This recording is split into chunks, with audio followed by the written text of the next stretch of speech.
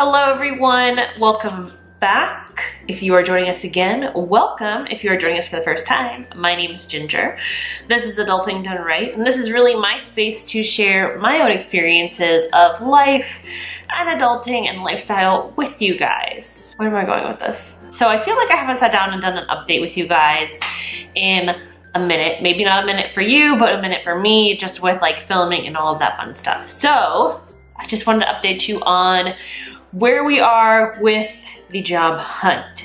So, if you've been watching this series, you may know I've been going on several interviews, applying to several jobs, and both a mixture of part-time and full-time, both kind of casual. When I say casual, part-time being casual, we'll say, and more professional, full-time jobs. It's definitely been a process. I will not lie. You guys have seen that I've definitely had some low moments, but I've also had some really great moments, and it's been overall a very good experience and positive experience. I feel like it's definitely been an opportunity for me to kind of walk my talk, if that makes sense.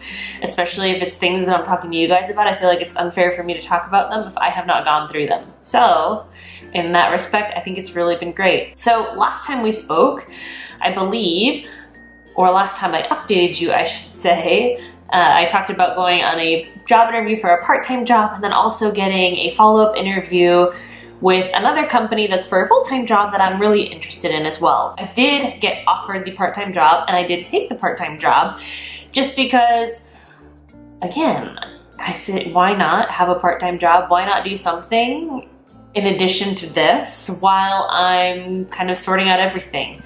So I did take a part-time job. So far, so good. It's with a good company. I'm really enjoying the people. I'm really enjoying the atmosphere. It is definitely an adjustment for me just because I'm used to more responsibility, but I think there's a good lesson and a good thing to be learned from working this job, so I'm excited about it. Then the other job that I'm also very interested in, that is the full-time job, I had that follow-up interview. I was then scheduled another interview. That interview, I believe, went well. For that interview, I also had to complete an assignment, which is something that I've never done for a job interview before. It was very interesting.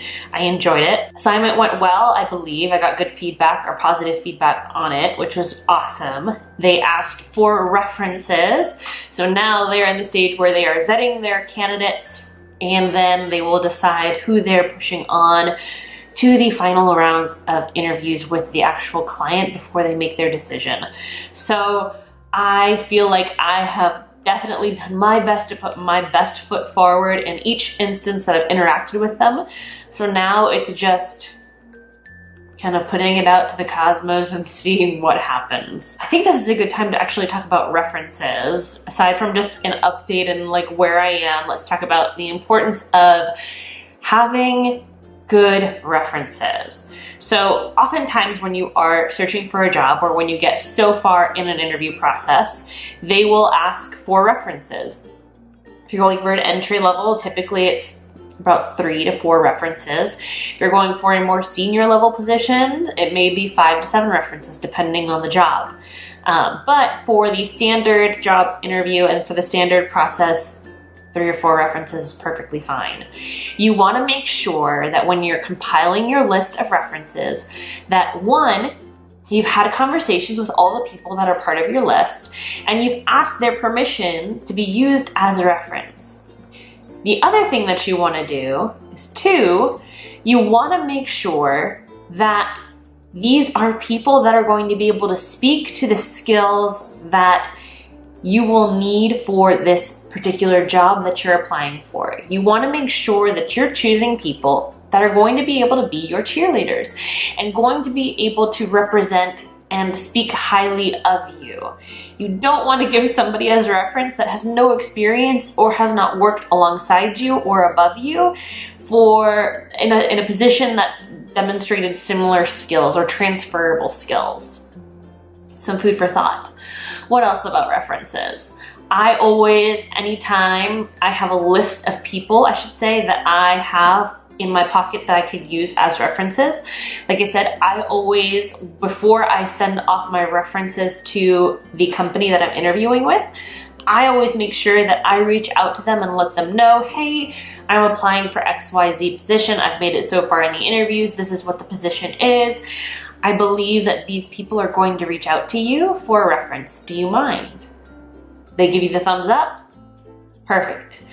Otherwise, you may want to reconsider using them as a reference. References are really important. You want to make sure that you are doing your best to establish good relationships with people whenever you're working in a particular place or for a particular company or, in a job. So that way, if you are in a situation where their company is asking for references, you have people that you can rely on. You want to make sure that you're building those relationships throughout your career because they're often incredibly important in being able to land a position with a company. I hope that this helped you. I hope you found it interesting. I hope it helps you prepare yourself and your references as you're on your own job search maybe, or if you ever encounter this sort of situation. If this is something that you found relevant to you and was helpful, definitely make sure you give the video a like. If it's something that you think that more people would like, definitely make sure you share it with them.